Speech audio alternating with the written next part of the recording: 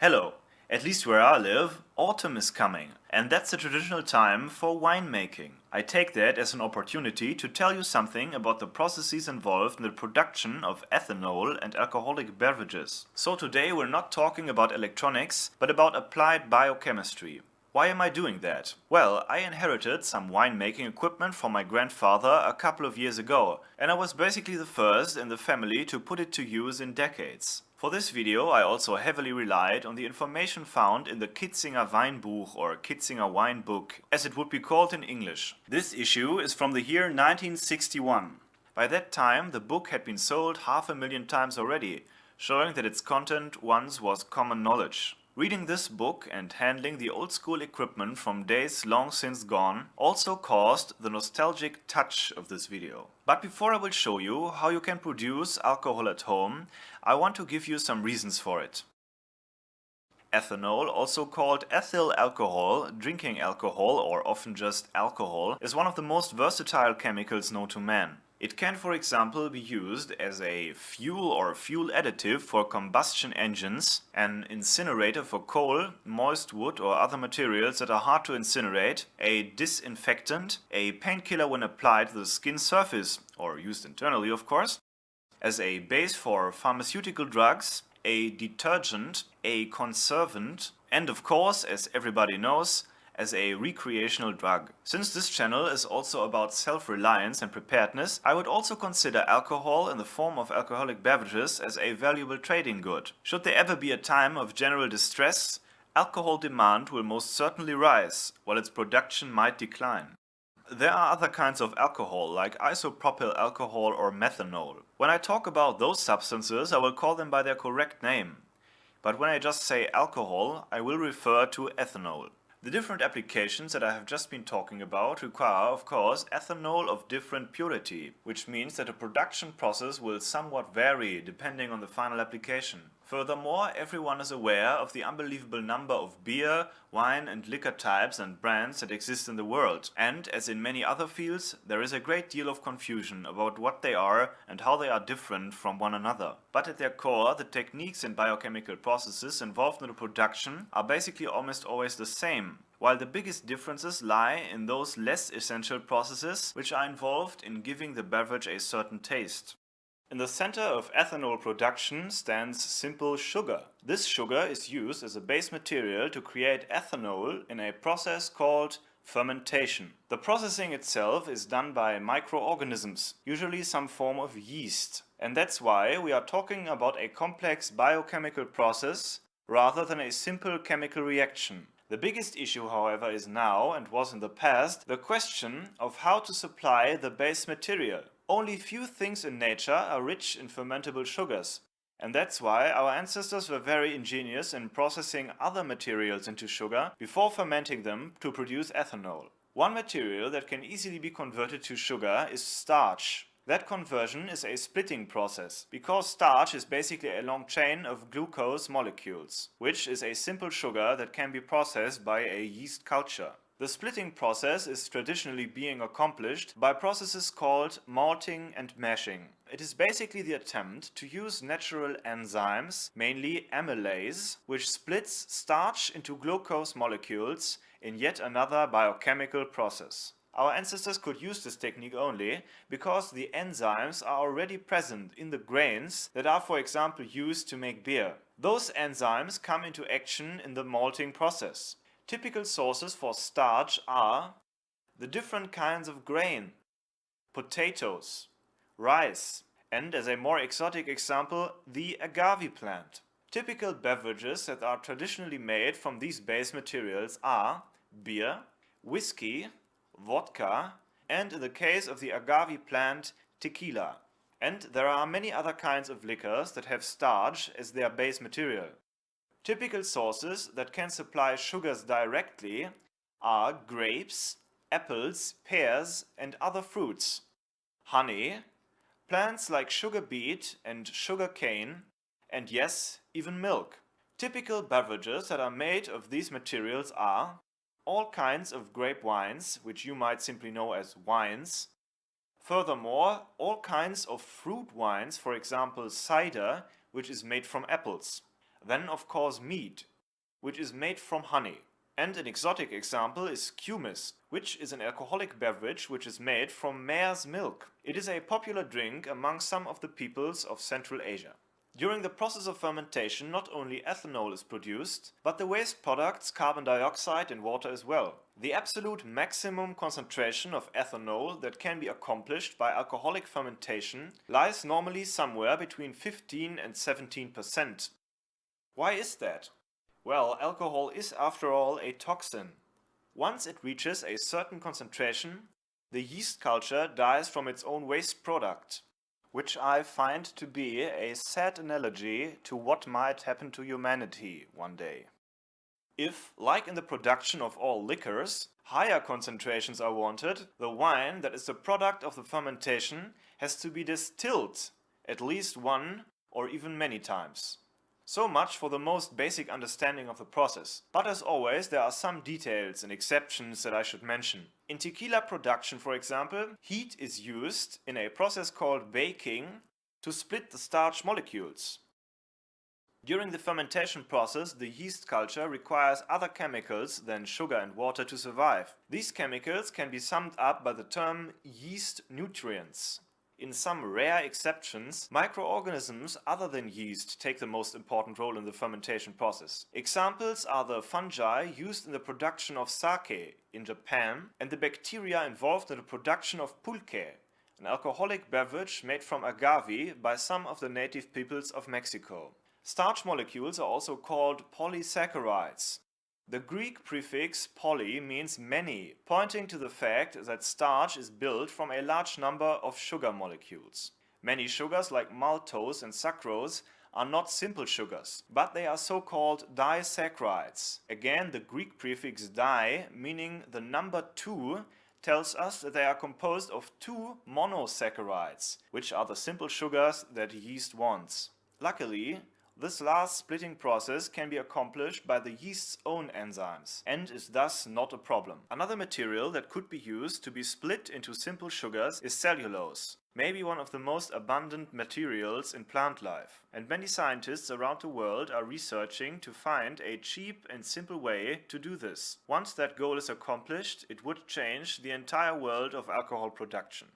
The simplest way to produce alcoholic beverages at home is to make either fruit wines or mead, and that's what I'm going to do in the course of this video. The biggest advantage is that you can use materials that grow in your own garden or in the fields nearby, while no splitting process is necessary. But before I will show you how you can produce alcohol yourself, I want you to understand how and why the methods that I'm about to show you are different from some traditional methods that you might have heard of before. In pre-industrial times, grapes, apples and pears were the only fruits that were widely used to produce wine. Why is that? Well, that's because they were the only fruits growing in Middle Europe that had a high enough natural sugar content to be fermented into a wine with acceptable ethanol concentration. In more modern times, and when I say modern I mean the last 70 years or so, industrial-scale sugar production made it possible to use all kinds of fruits as a source for fruit wines. This also influenced the way in which the fruits are prepared for fermentation. The substance used as a base for the fermentation process is called the must. In traditional winemaking, a mash that contains rigid parts of the fruit as well as the fruit juice is used at least for a part of the winemaking process. The more modern method that I will use in this video is to provide a liquid must, a term that I use for the lack of a better word. That must is basically a mixture of fruit juice without any big rigid parts,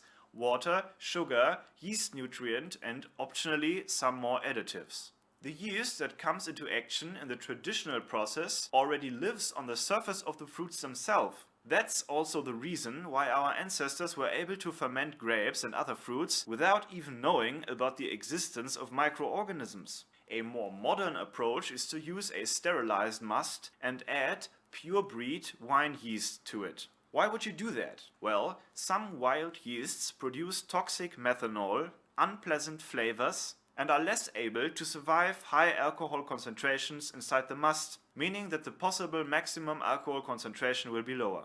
The fermentation method in which a mash is used during the fermentation could be called mash fermentation, while I will use a method by which a liquid must is fermented, which is based on fruit juice that is produced by a method called steam juicing. The traditional method might create a stronger aroma, but has the disadvantages that wild fungi, for example molds, and other harmful microorganisms are introduced in the process. Furthermore, a smaller volume of wine can be produced in a given flask because the rigid parts take up space.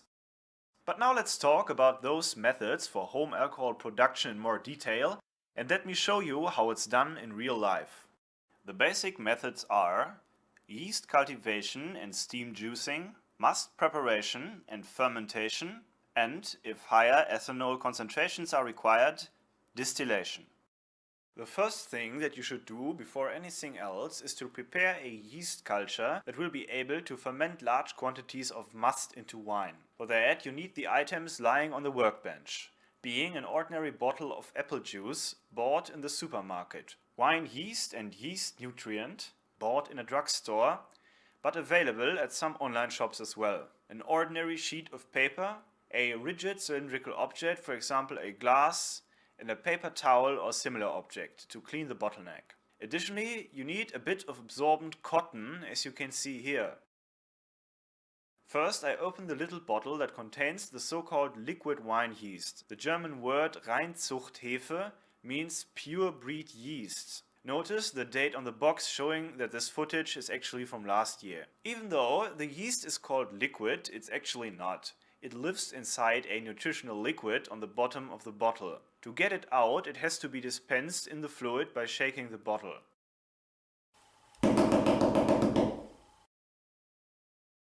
When that is done, it can be given into the apple juice. Please notice that I made a stupid mistake when I filmed this material. The bottle is too full. If you do it yourself, please empty the bottle to at least 2/3 before adding the yeast. When the yeast is inside, you should dry the bottleneck from inside before proceeding. Then you can take the yeast nutrient, which often comes in pill form, and grind it into a powder with the help of the glass and the sheet of paper. Finally, you give it into the bottle.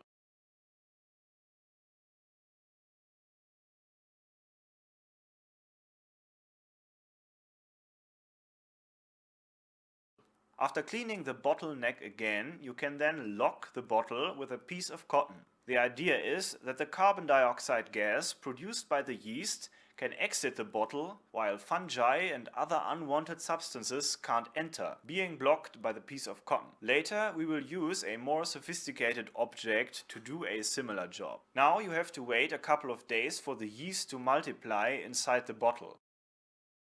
After 1 day, you can already see a bit of white foam on the surface. A few carbon dioxide bubbles can be seen rising from the bottom. After 2 days, the fermentation and multiplication process is already in full swing, as can be seen by the foam and the many small CO2 bubbles. While doing this, make sure that the bottle is stored at a warm and cozy place. The cotton should be dry and not be touched by foam or juice. The bottleneck must be dry as well. Under no circumstances should mold be allowed to enter the bottle. The next logical step is to supply some fruit juice that will serve as the base for the must. As I said, I do that with the help of a steam juicer. A steam juicer is basically a pot with water sitting on a hot plate. On top of the pot is a cylindrical metal body that has a hole in the bottom, which is shaped like an upside down funnel. On top of that you have a lid, just like with a normal pot. Inside the body a strainer is placed which holds the fruits to be juiced. From the boiling water, hot steam is then rising through the funnel to the fruits, literally braising them. Under the heat, the fruits open up and release their content. Their natural juice, together with some condensed water, is then dripping through the strainer into a basin that is formed by the funnel. In that basin, the juice is stored and held hot. Once enough juice is collected, it can then be released through a valve. But let's just take a look at the real thing. Last year we had a long summer with a lot of sunshine and there was a lot to harvest. I chose to use a mixture of sour cherry and red currant, which turned out to be a really tasty combination. Here you can see the steam juicer in action. You can choose between collecting the juice and making a must once it's cooled down, or you can conserve the sterilized juice in glass bottles first and use the juice later. I used some of the juice to make some more yeast cultures while I stored the majority of the juice in bottles. In my case, I only wanted to wait a few more days for the yeast cultures to grow. But this method can also be used to store the juice for years or even decades. But the bottles and caps must be totally clean and pre-warmed. The juice must be steaming hot when filled in the bottles. By the way, the juice you see here is not from the cherries in the current, but from some pears, which I also juiced on that day. When the yeast culture is ready, the juice, water, sugar and some more yeast nutrient is available, it's time to get to the real deal, preparing the must and starting the actual fermentation process. For fermenting fruit wines, a large glass jug called fermenting balloon, balloon flask or similar is the traditional choice. They normally can hold between 5 and 60 liters. You can sometimes buy them for a few bucks in a garage sale. I scored a 25-liter balloon for €4 just a couple of weeks ago. The balloon flask is of course filled with the juice, water, nutrient and yeast culture. It is then closed with a fermentation lock and a rubber plug or similar device. The fermentation will kick in shortly after mixing all ingredients together, as long as the outside temperature is not too cold. Carbon dioxide gas will rise from the fluid to its surface, generating the buildup of a whitish foam. The CO2, which is heavier than air, will push the air out, and a carbon dioxide atmosphere will be building up inside the balloon, which will force all yeasts inside to switch over to fermenting glucose to survive. This has the positive side effect that those microorganisms which need oxygen will perish. If everything is done right, the yeast will overpower all other microorganisms in the must and mold will have no chance of spreading inside. The intensity of the fermentation process can from now on be estimated by the amount of CO2 escaping the balloon flask and the foam building up inside. But enough theory, let's take a look at the actual process. The first thing I do is to fill all the cherry and currant juice into the balloon flask.